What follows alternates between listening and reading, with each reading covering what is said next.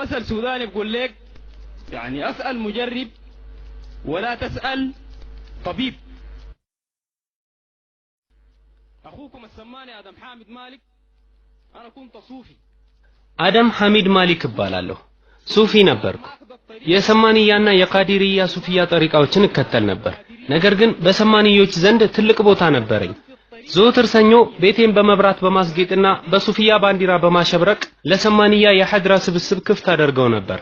ፈታና በሌላ ምግቦችን አዘጋጅና ሰዎችን ቤቴ ሰብስቤ በዚያ ቀን ድቤ እየመቱ ሐያ ቀዩም የሚለውን በመደጋገም በድቤ ይጨፍራሉ። ይህንን አላህ ይቅር ይበለኝና በመውሊድም ላይ አደርገው ነበር።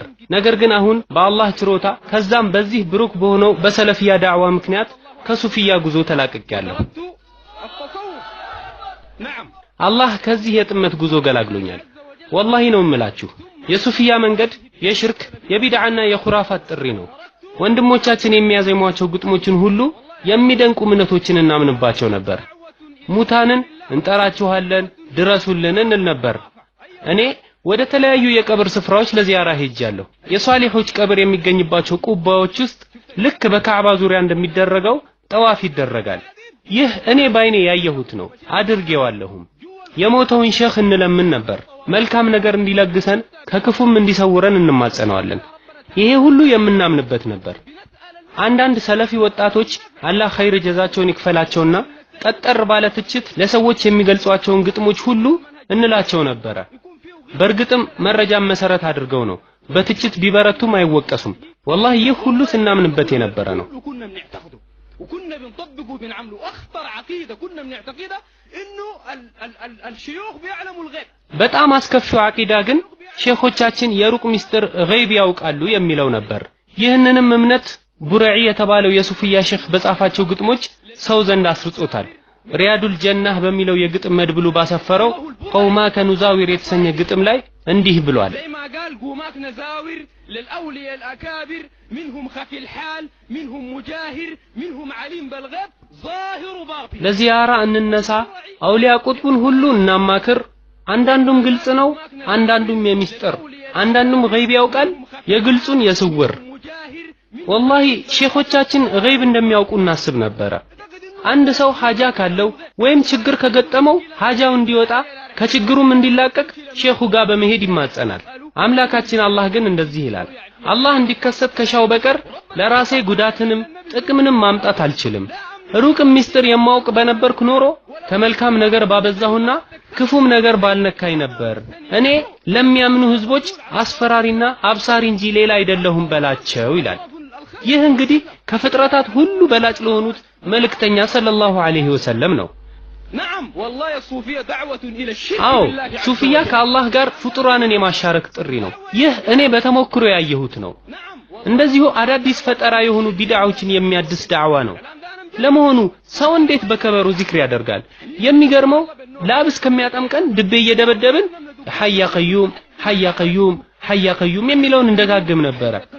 አላህ አላህ አላህ እያልን እንውረገረግ ነበር። ይህ በዲን መሳለቅ ነው። ይህ ዚክር ነውን? በዚህ መልኩ ነው አላህን የምናወሳው? መጀመሪያ ወደ ተሰውፍ የሰጠምኩት ትክክለኛ ዲን ለመያዝ ከነበረኝ ጠንካራ ፍላጎት ነበር። አባቴ ሱፊይ ናቸው፣ ወንድሜም እንደዚሁ የጠናበት ሱፊ ነው። መንደራችን ሁሉ የሱፊ ነው። ብዙ ዚያራዎችን ይሄድ ነበር። ምናልባት እኔም ከሱፊ ቤተሰብ ነው የተወለድኩት ትለኝ ይሆናል። ነገር ግን አንተ ጠልቀህ ወደ ሱፊያ አልገባህም። እኔ ግን ተሰውፍ ውስጥ ጠልቄ ገብቻለሁ። አረንጓዴ ጀለብያ ለብስ ነበር። የጦሪቃ ባንዲራዎች አሉኝ። ድቤም ነበረኝ። ለመውሊድ ልዩ ድንኳን ነበረኝ። ወንድሞቼ ከዚህ በመነሳት ሱፊያ ወደ ሽርክ የሚደረግ ጥሪ ነው እላለሁ። ይህንን ለአባቴም አስረድቼዋለሁ። ዒልም ፈልጋለሁ ብዬ የሆነውን አንድ ክስተት ላውጋችሁ። ሚኤዳን የተባለ ቦታ ሼኽ ሰማኒ የተባለ የተኮፈሰ ኩሩ የሰማንያ ጠሪቃ ሼኽ ነበር። በቅድሚያ ሰውየው የሚቀመጠው በጣም ትልቅ የቢሮ ወንበር ላይ ሲሆን ላፕቶፕና ማዳመጫውን ይዞ ይቀመጥና ባለ ጉዳይ ሱፊዮች እየገቡ ጦሪቃ ይሰጣቸዋል። አስር ሰላት ደረሰና እኛ ወደ ጃሚዕ መስጂድ ሄደን ሰገድን። ሰውየውን ግን በር ዘግተውበት ነበር ሄዱት። ወደ መስጂድ የወሰደኝ አላህ ቀናውን መንገድ ያሳየውና አቡ ዘር የሚባል ወንድም ነበር። ሼኹ ከኛ ጋር መጥቶ አልሰገደም።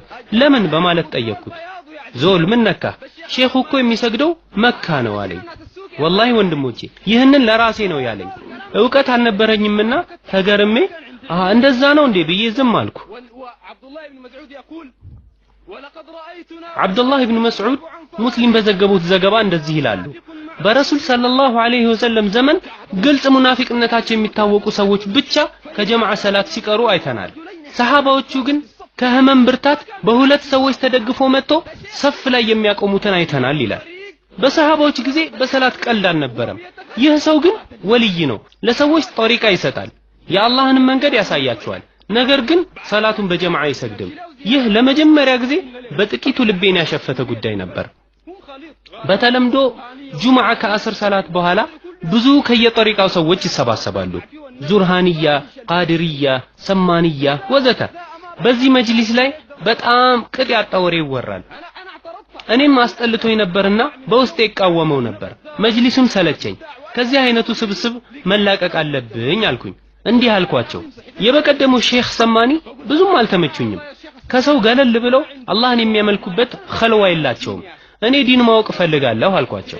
አንደኛው ሼኽ ሱሌይማን የተባለ ንግግሬን ካፌ ቀበል አድርገው የኛ ጠሪቃ ከሁሉም የተሻለ ነው፣ ቃድርያ ሙካሽፍያ ይባላል አሉ። ሰውየው የጠሪቃ መገለጫ ሙስባሃ ይዘዋል። ትልቅ ቦታ ያላቸውም ናቸው። የጠሪቃው ሼኽ የተባሉትም ተቀምጧል። እሳቸው አይናገሩም። ገድላቸው ሲወራ ግን ያለቅሳሉ። ንግግራቸውን በመቀጠል የኛ ሼኽ አብዱልባቂ አልሙካሽፊ ይባላሉ። የእሳቸውን ድንቃድንቅ ተአምራትና ከራማቸውን ብነግራችሁ 5 ወቅት ሰላት ታቆማላችሁ አሉ።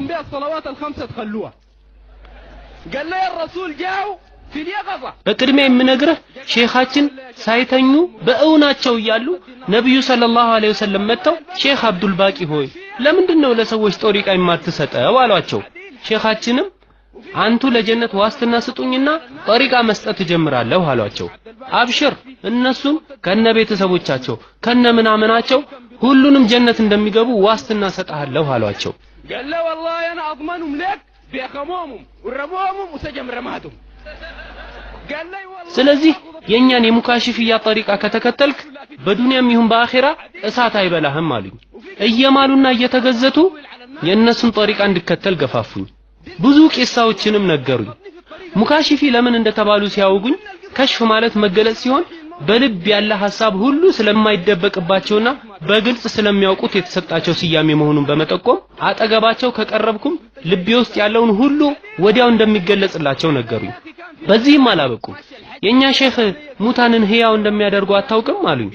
እንዴት ብላቸው ልጇ ከሞተች በኋላ የቀሰቀሱላትን እናት ታሪክ በሚከተለው መልኩ ተረኩልኝ።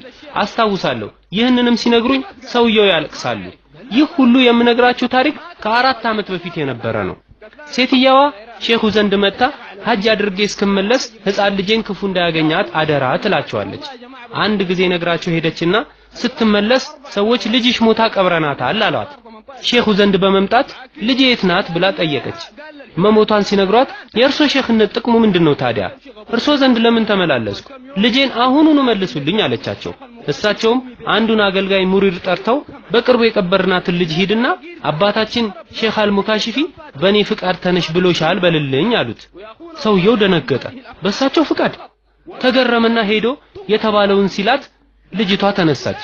ሰውየውም ደንግጦ ሮጠ። ሼኹም እናቷን ጠርተው እጇን ያዢና ውሰጃት አሏት። ይዛት እንደወጣች ግን ትንሽ ሄደችና ወደቀች። በዛው ሞተች። እንደገናም ቀበሯት። ሴትየዋ ሼኽ ሙካሽፊ ልጄ ምድር ላይ መኖር እንደማትችል ተረድቼ ተረጋግቻለሁ። አሁን ይበልጥ ባንተ አመንኩ አለቻቸው። ተልኮ የነበረው ሙሪድ መጣና አባታችን ሆይ እርሶ የደረሱበት እርከን ገርሞኛል። ሌላው ቀርቶ ይህንን ተአምር ሲሰሩ በአላህ ፍቃድ አላሉም፣ በኔ ፍቃድ ነው ያሉት በማለት ጠየቃቸው።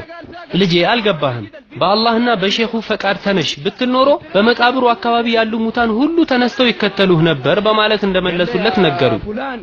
انا لو قلت لك قول ليها قومي باذن الله واذن الشيخ كان المقابر دي كلها قامت وجات وراك. ده الكلام اللي قالوا لي ይህንን ለራሴ ነው የነገሩኝ። ይህ ጥመትና ጥፋት መቆም አለበት። ሰዎችን በግልጽ ሊነገራቸው ይገባል። የሱፊያ መንገድ ችግሮችን ካላስረዳናቸው በዚሁ ሁኔታ ኖሮ ይሞታሉ። ተጠያቂነቱ በሁላችንም ላይ ነው። ይህ ሰውዬ አሁንም ሱፊ ነው። ወሬው ንግግሩ ሁሉ ሙካሽፊ ነው፣ ሌላ አያውቅም። ማንኛውም ይህ ስህተት ነው የሚለውን ሰው እስከ መጨረሻ ይጣላል። በዚህ መልኩ አስተሳሰቡ ተሞልቷል። እንዳላንዛዛው በመስጋት እንጂ ብዙ ታሪኮች አልፈዋል። أنا الداير أقول إن الصوفية دعوة إلى الشرك بالله ودعوة إلى البدع تريد أن تصرف الناس عن التوحيد ሱፊያ በአላህ ላይ ማሻረክ ጥሪ ነው፣ ወደ ቢድዓ የሚደረግ ጥሪ ነው። ሰዎችን ከተውሂድና ንጹህ ከሆነው ሱና መልእክቶች ያርቃል። ሰለፊ ወንድሞች እንዲህ አይነቱን ታሪክ ከመጽሐፍ እያጣቀሱ ያስተምራሉ። እኔ ግን የኖርኩትና አሁንም ያለ ነው። እውነታውን የሚያውቁ ብዙ ሰዎች ዘንግተዋል። ብዙ ዑለማዎች፣ ዱዓቶች በመፍራትም ይሁን ከሱፊዮች ጥቅማ ጥቅም በማግኘት ዝምታን መርጠዋል። እዚህ ሱዳን ውስጥ ኢኽዋኖችም ይሁኑ አንሷር ሱና የሚፈለገውን እየሰሩ አይደለም። ኑ እኔን አምልኩኝ የሚል የሱፊ ሼክ ባላውቅም ነገር ግን አታምልኩኝ አይሉም። እጁን እንድትስም ይዘረጋልሃል። እኛ አውሊያ ነን እያለ የሚኮፈስብህም አለ። ሱፊያ የምንለው ተጨባጭ ይህንን ይመስላል። በአላህ ምዬ የምነግራችሁ የተውሂድ ጥሪ የተባረከ ዳዕዋ ነው። የተውሂድ ጥሪ የተባረከ ዳዕዋ ነው። የተውሂድ ጥሪ የተባረከ ዳዕዋ ነው። والله الذي لا إله غيره هذه دعوة مباركة هذه دعوة مباركة هذه دعوة مباركة وأسأل الله أن يبارك فيها وأن ينقذ በዚህ ጥመት ውስጥ የተዘፈቁ ብዙ ሰዎች ከጥፋት ይድኑ ዘንድ አላህ ይበልጥ ለዳዕዋችን በረካን እንዲያደርግ ለምነዋለሁ። አላህ ወደሱ መልካም መመለስን ይመልሰን ዘንድ ለምነዋለሁ። ለተቅዋና ለመልካም ሥራ እንዲያገራንም እማጸነዋለሁ። እርሱ በሁሉም ነገር ላይ ቻይ ነውና።